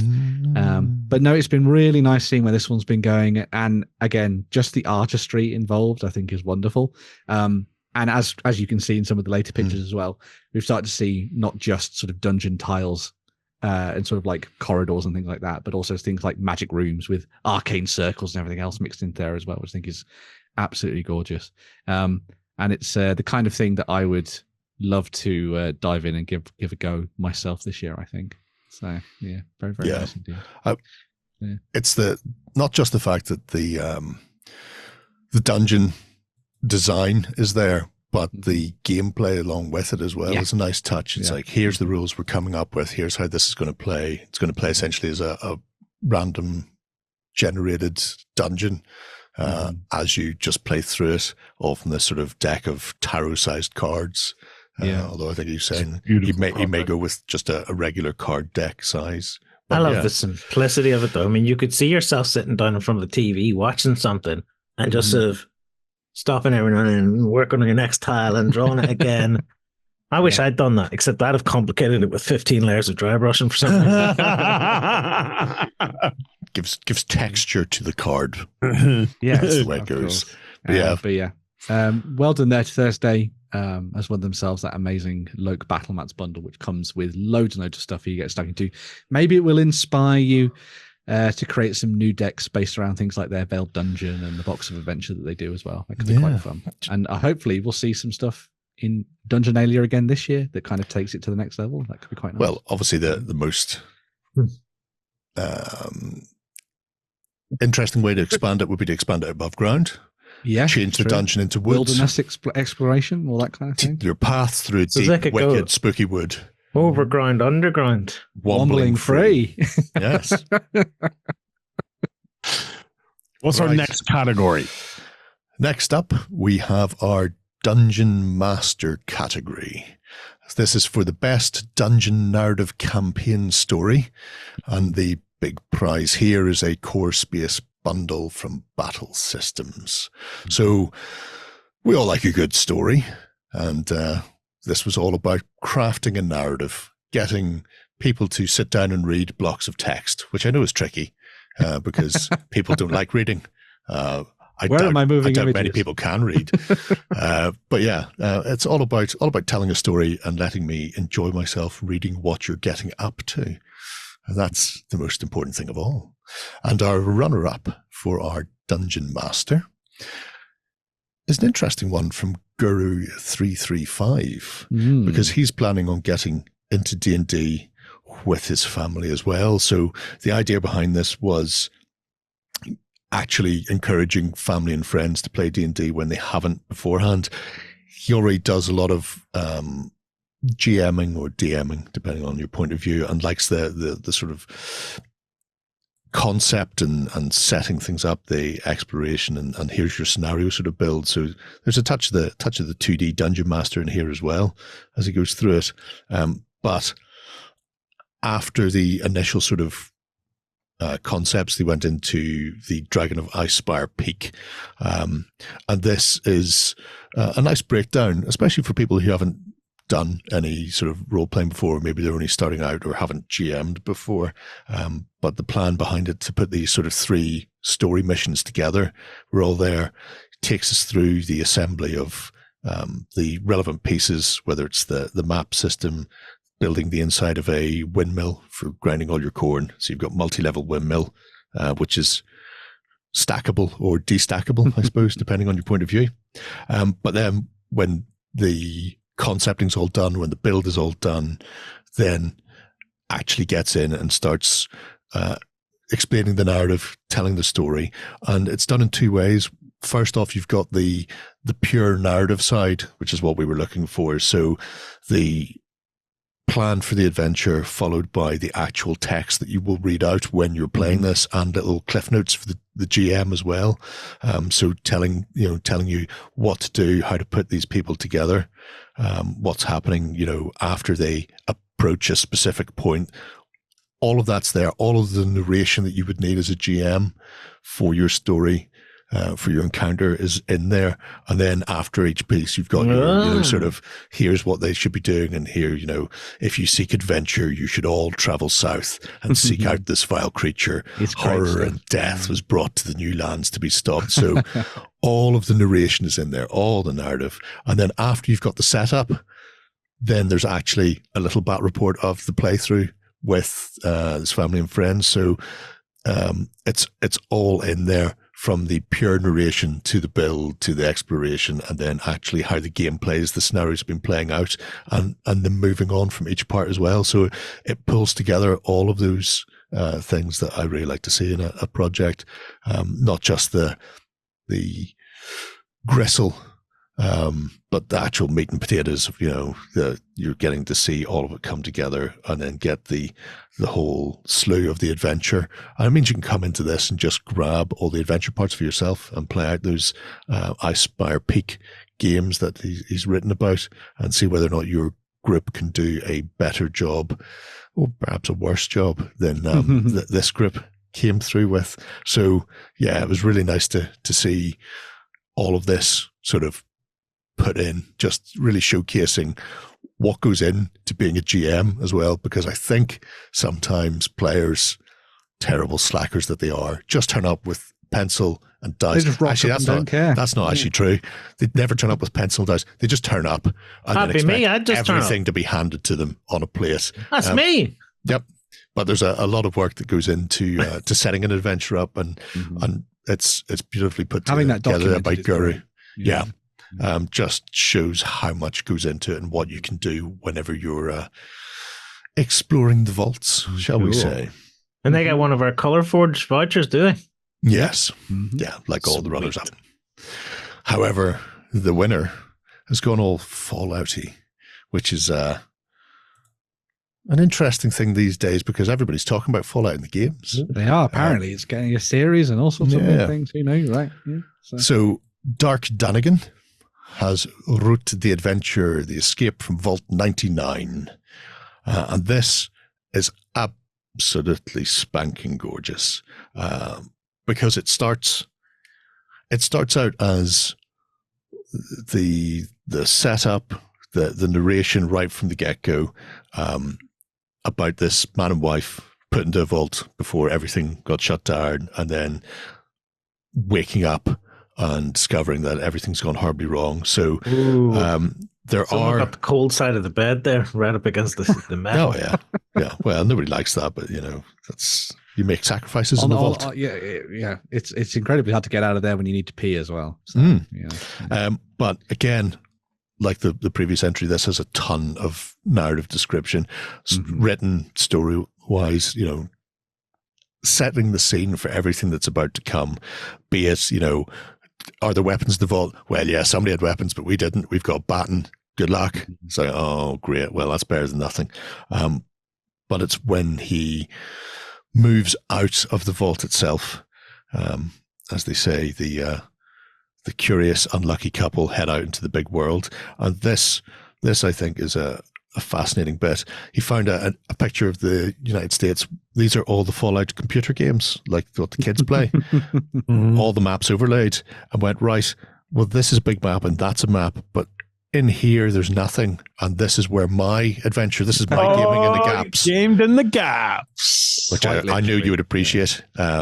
So he gave him then the opportunity to go in and pull up a map of that area and pick exactly where it was going to be. So Vault 99 is located in the town of Independence in Kentucky, which just sounds right. I mean, when you see a game like this, they always end up in places like Salvation or whatever, and so it makes perfect sense.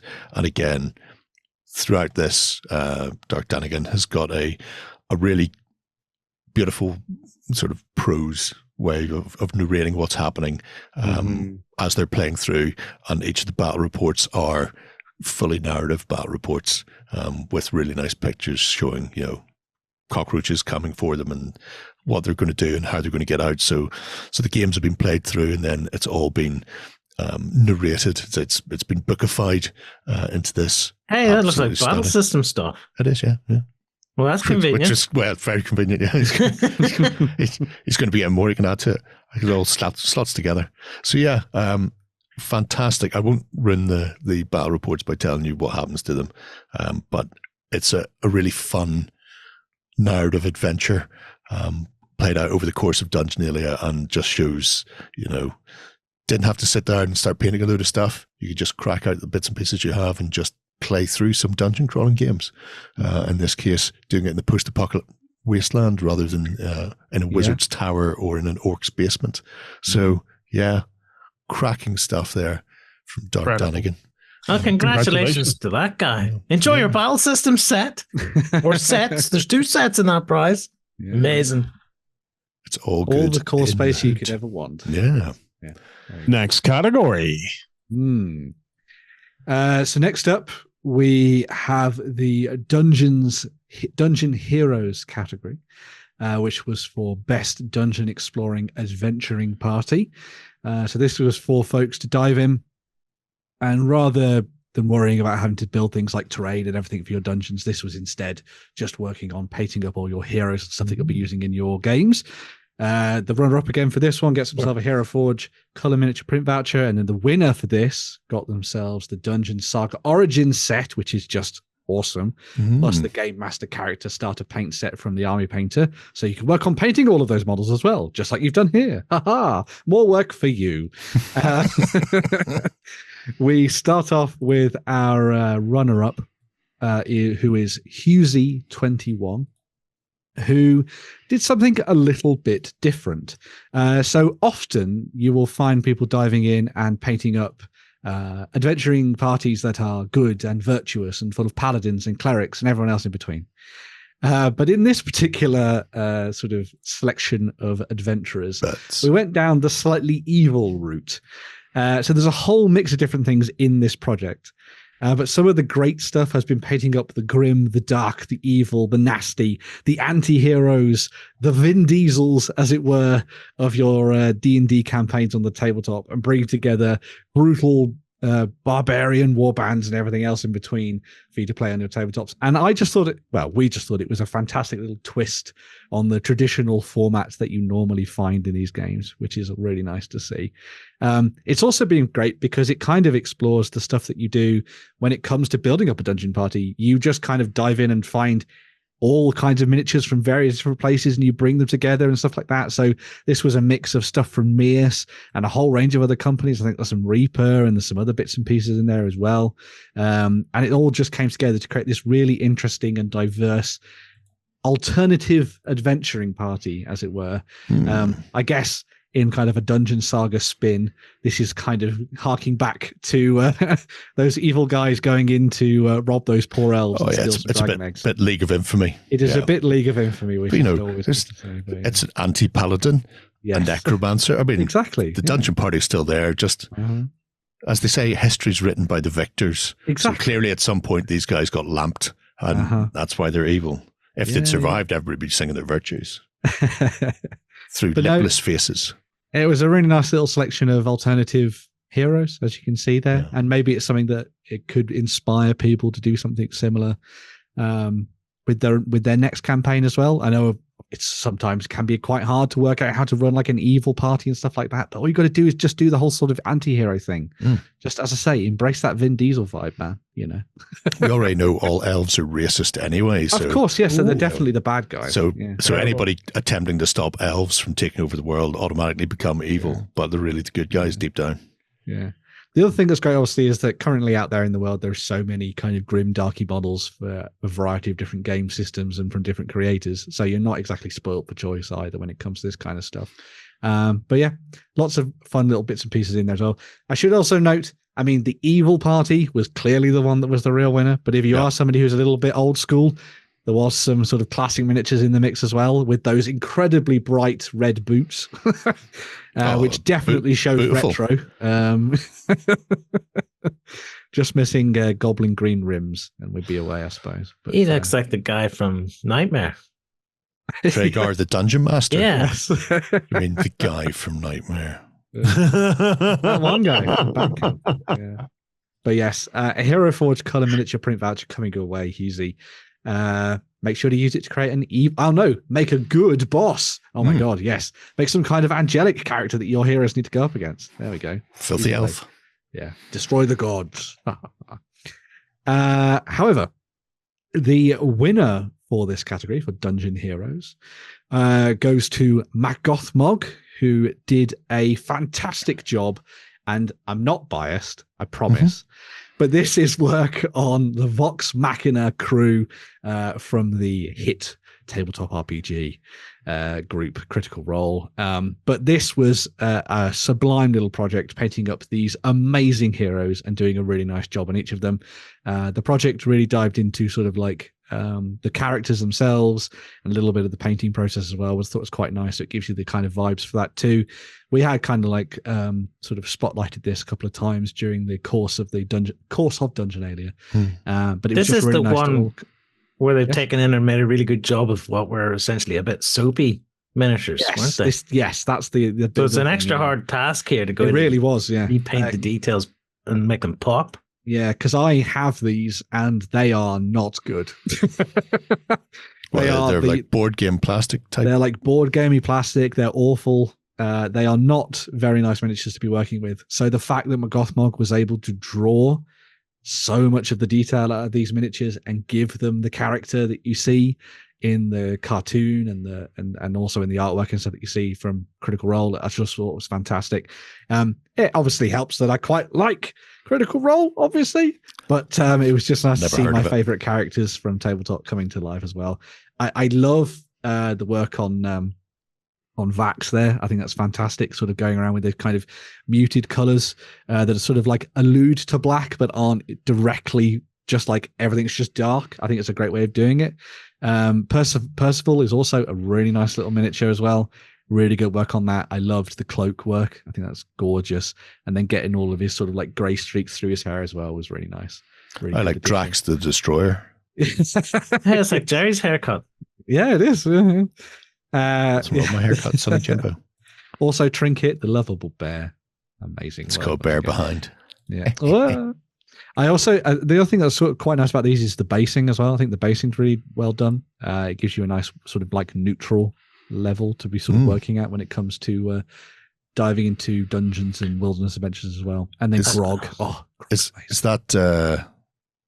that belt buckle there solely so he can talk to dwarves and halflings at eye level without having to kneel down? Yeah, they can just direct all their comments. It's got like a little flappy flappy mouth on it. Yeah, does it? That'd be great. Like a Cyberman. There it is. That's the thing. There he is, Mr. Mercer. But yes, a really awesome little project, taking those miniatures that aren't exactly the best and making them look absolutely stunning. But the renders look really good. Yes. This was the era where renders were everything. Never trust I still think that bear would be less concerned about his tail popping out and more concerned about putting that hole like 6 inches lower. Yeah. That's fine. A poop shoot on the bear armor. Yeah. Okay. But yes, congratulations, McGothmog. Your work on those miniatures is absolutely stunning. And as we said, you are the winner of the Dungeon Saga Origins. When it's released, you'll be one of the first. What's the prize? I just said. Oh, the Dungeon Saga Origins. Yes, you did just say. Alongside, I've interrupted you. Yeah. Go on, Ben. You win Dungeon Saga Origins. When it comes out, you'll be one of the first. And the Game Master characters start a paint set, so you can paint up all of those miniatures and those monsters and the terrain and everything else in between. Make a project. There we go. Fantastic. Sweet. Next category. Right. Next up, after that faffings, are our dungeon monsters. This is for dungeon-dwelling monsters, people that should be ripping the heads off all of the heroes entering. And there's a massive prize for this, a Fat Dragon bundle. Sorry, a Fat Dragon Games bundle and a War Games Atlantic bundle. There's so much in this we had to literally just give up trying to fit it all the image and just went plus more. Yes. It's all the plastic miniatures you could want and all of the STL files you could want for building every dungeon monster possible. It will keep you going from now until the end of time or until you fall off your chair from all the polystyrene cement fumes in the room. So our runner-up for our monstrous dungeons is Gentleman Spy and his Palooka 4. Now, I don't know. I know what a Palooka is. They're generally dumb people. So I'm hoping Palooka 4 is a nice place and not just a terrible, terrible thing. But I thought you would enjoy this one, Warren. It is, after all, filled with unusual creatures. Myconoid shroom people in space on Palooka 4. Endless myconoids. firing around themselves with gay abandon. A very old school range of miniatures put to interesting use. Sort of, I was going to say mushroomed on Palooka 4. Creeping their way through there. But Gentleman Spy has done some cracking work on these, and they're just really such an unusual set of creepy things coming at you that it's just really nice to see really unique creatures painted up, like Hookhands here, which is just a devilish looking beast creeping along the place. The whole collection of Ambo-like creatures, myconoids, hooks, just weltering their way through with a very comprehensive paint tutorial as well, how he went about putting together all of them. His little grumpy face. He's not a fun guy.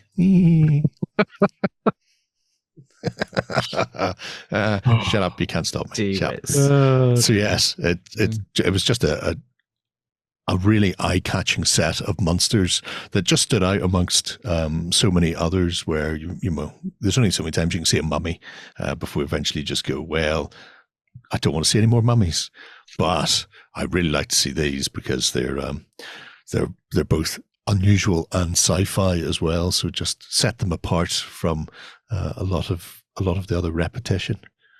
Little spotty shroom heads and puffballs. They're just really cute. Do not breathe in around them. No, never breathe in around them. Otherwise, you'll end up eating your own face off. So yeah. Does the way he's grassed it up supposed to look like? Do you know the way you get sort of like fungus grows like this fluffy stuff around it? Is that what he's got? Yeah. Could be. Yeah. It's really nice. Yeah. I'm not going to check. To be really honest, again, don't breathe in. No, never breathe in. It will go all horribly wrong for you. But yeah, it's a gorgeous little selection of old hammery style miniatures. Love that. Yeah, very good. They are absolutely cracking. That is just a runner up.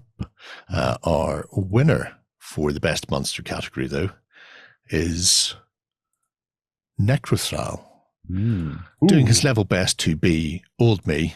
Which is why I've cut my hair so people don't think we are the same person anymore. This started off as a plan to do some drow and other unusual beasts. Yeah.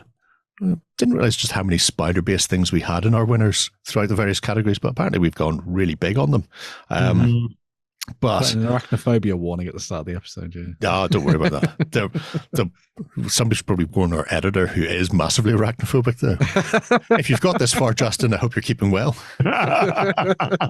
So, yeah, the Spydro's particularly nice as a sort of a beginning of an evil concept and a touch of the creep about them. However, he goes on massively from there to do a whole host of additional monsters and creepy crawlies, and in this case, evil creatures, I suppose. So tieflings could come down on either side of the equation, depending on how you're feeling on any given day of the week. Could be a hero, could be a monster. But it's whenever they starts getting into some of the other races and stuff. So adding the Dragonborn, adding the Drow, there's just so much, and it's just such a big project with so many diverse creatures in it. So, you know, and that's the beauty of dungeon crawling. This is something that has been hammered home to me. Like, look, we have grown up building armies and stuff like that. You're painting the same thing over and over and over again, but dungeon crawling doesn't need that. You know, a half a dozen of any individual kind of creature is often too much, you know, and you can get to play with a lot of individuals. Like, look at that little oil carpet thing there. Yeah, it's incredible. Owlbear roadkill is what that is. I want that in a cart. I want that. I absolutely want that. That is just superb. It's really cool. Horses and carts. This is something I've been kind of ankling towards recently. Was doing a dungeon crawl where my kids are going to get more gold than they can carry. Right, just like really, really loads of loot and stuff like that. And so I'm looking at introducing like pack mules or something like that for them to try and lead them in. So they do a dungeon crawl. They're going to have to hide the gold because they can't carry it. And then they're going to have to go in and fight all the way through again, but bringing their pack mules just to try and get the gold onto the pack mules to then have to fight their way out all over again. You're not just going to go straight to encumbrance rules. Here are the rules for encumbrance. You can only carry 5 bags of gold back. Unlucky, you're going to have to leave all that behind. Oh, that's just cruel. Isn't it? You could make them play the same game 5 times to get their donkeys in and out. Yeah, there's more evil drow and the drider for more Spydro goodness. Oh, yes. Proper nice evil dungeon monsters to go up against. Lovely stuff. Yeah. Great for your Underdark adventures. Yeah, I mean, if you're in there creeping around and you see a massive spider, probably best not to attack it because you never know whose son or daughter that spider may be. So yeah, this was interesting because I hadn't seen a lot of these models before either. So it was nice to see somebody from Etsy and stuff. Yeah. What's that tiny baby spiders coming out of that spider hole? I think I'm going to be sick. See, All it needs is some of Hutch's cobwebbing. Yes. And away you go. And you are at that point quids in. Give me the willies. That's what Spider-Man's like in the morning when he gets up, goes into the bathroom. Oh, that is a frightening thought. But yeah. Necrothral for your drow. Congratulations. Next category. Yes. Well, fantastic stuff there, though, Necrothrall. You win that amazing bundle of goodies to have some fun with, which is very, very nice. The last category, but by no means the least, is the Dungeon Younglings category, which was where we got all of our members to go and find their small family, bring them around the table and start playing some dungeon delving games on the tabletop. This really should be called the sweatshop category. Yes, yeah. So this was for under 14s dungeon projects. And because we're super, super nice, we had 4 projects for this and we couldn't let any of them not have a prize. So the first 2 that we're going to be looking at are going to be getting a Hero Forge standee code. So be able to make your awesome characters in Hero Forge using those, which is very, very nice. So yes, some fantastic stuff there. The first one of these we're going to be looking at as a lovely honorable mention comes from Pandyman's Younglings, who apparently were so excited when they heard that Dungeonalia was a thing, even as we went towards the end of it, that they ran in and they wanted to do as much as possible. And so they sat down and they tried to color in some awesome paper tiles, build some cool layouts based on sort of games that they'd played and stuff like that. And so dove in to try and do some cool solo play adventures on the tabletop. I thought it was very cool that they got excited about it and wanted to have some fun, and they came up with interesting ideas and environments to play in as well. And it obviously meant that Pandyman got to sit down with some miniatures and play some games as well, which I think is obviously a bonus thing, of course, which is always nice to see. That also shows that you don't have to spend a ton of money to get your kids involved. Paper Get some felt crafting tips and away you go. is a fantastic way of doing it, because it's something that most houses will have crayons or chalk or felt tips or whatever it happens to be, and away you go. Hey, it was only roughly 37 years ago that myself and Lloyd were sitting scribbling on bits of paper and on what do you call that stuff you used to put over overhead projectors, the clear Acetates. stuff. Acetates. And then we would scribble stuff on the acetate so that you could put it over the top of the paper to add more details that you could take off. Oh, them were the days. Burning edges. Trying to make our own parchment by dipping it in coffee and tea bags fire and to it and chucking them in ovens. This is why this category is my absolute favorite. Burning edges. All I'm saying is burning more. 40 years of gaming has gone from burn it in the oven to burn it with a laser. Yes. That has been your journey. Pretty much, yes. That's good. Progress. Oh, yeah. Who's next? Fantastic stuff. So the next sort of runner-up to a runner-up, I guess, the other person who gets themselves a Hero Forge standee code is Radicast's little one, who dived into doing a little bit of awesomeness. And this was a bit of a mix of everything. So this was a little bit of gameplay, playing through Escape Stalingrad Z, which is a print and play game, which is absolutely fantastic. We love what Raybox games do. So if you've not tried this out for yourself, go and give it a shot. But it was also looking at things like Project Pandora and playing around with an old Mantic game. There was also a little bit of painting as well, working on heroes and things that could be thrown into a little bit of a sci-fi adventure on the tabletop as well. So it was a little bit of everything, as I say, coming together to create some fun little bits and pieces for a tiny bit of sci-fi dungeon delving on the tabletop. I really like this. Start them young. Yeah, because I think Stas is only 4, and Radicast was saying he already likes to over-thin his paints to almost a watercolor consistency. So he used that, and it was like, well, instead of trying to course correct on this, instead introduce him to the fact that really watered down paints can be used to sort of wet blend. So put colors in different spaces and blend them together, and it's the best way to do it. Encourage them, lean into the fact that they like splattering paint on the miniatures, and eventually they'll be able to base coat your forces. That is exactly the most Stas, thing. You are awesome, little man. You are awesome. Amazing stuff. Love it. Absolutely love it. Yeah.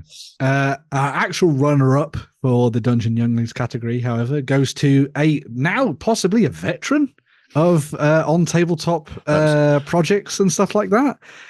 This goes to Starlight7757, who once again is back on the tabletop doing some amazing painting. It's not elves this time, but it is the Mice and the Mystics, which is obviously a fantastic dungeon delving game.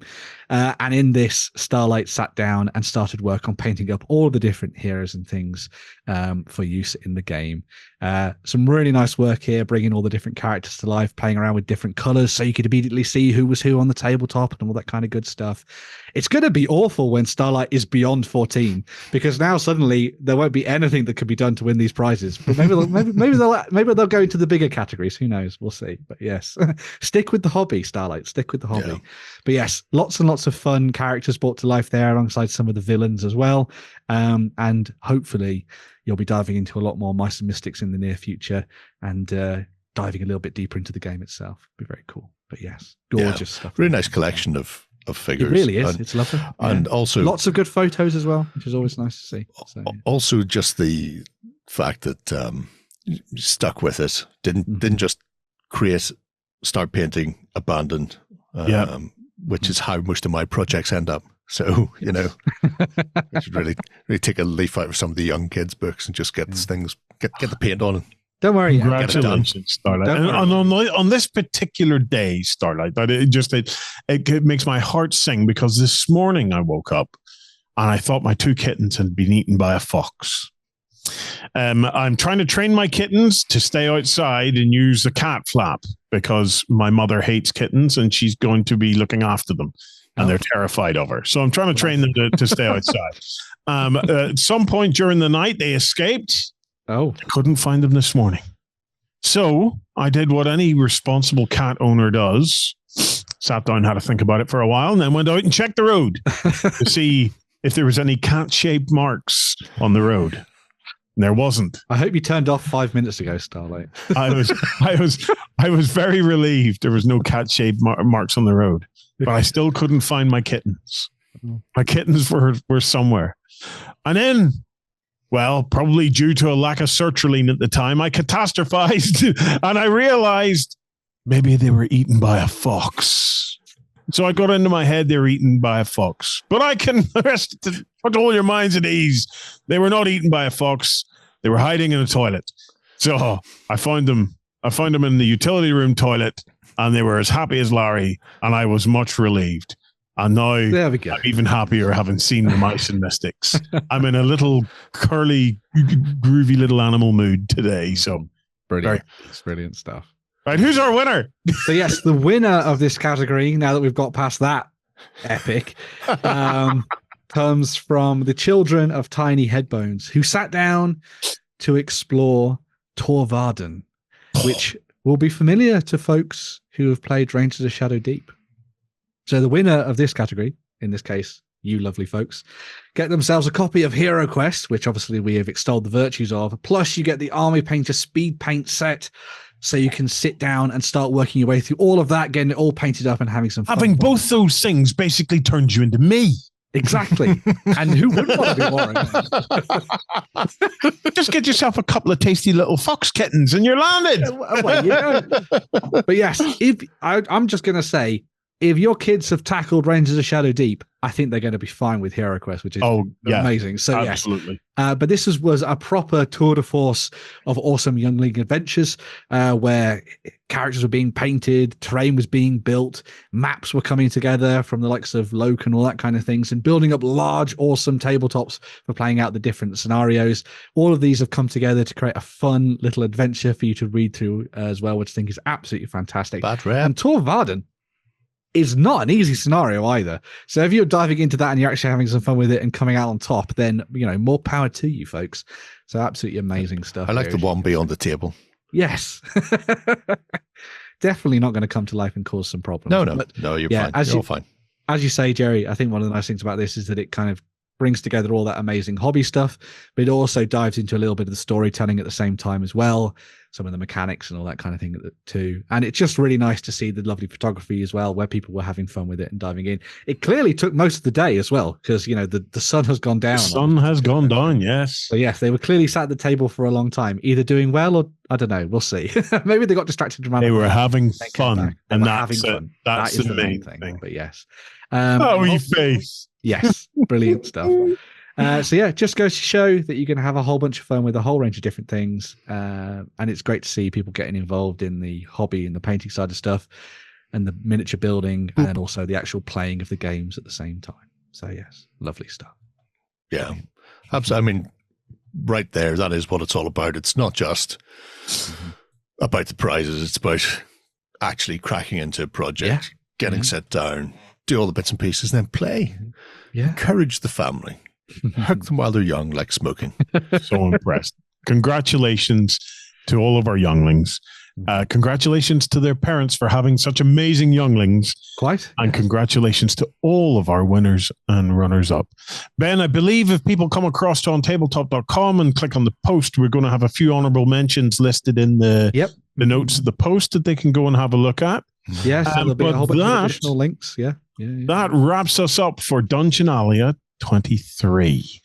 We are now kicking off the Spring Clean Challenge. If you want to know more about that, head on over to OnTableTop.com.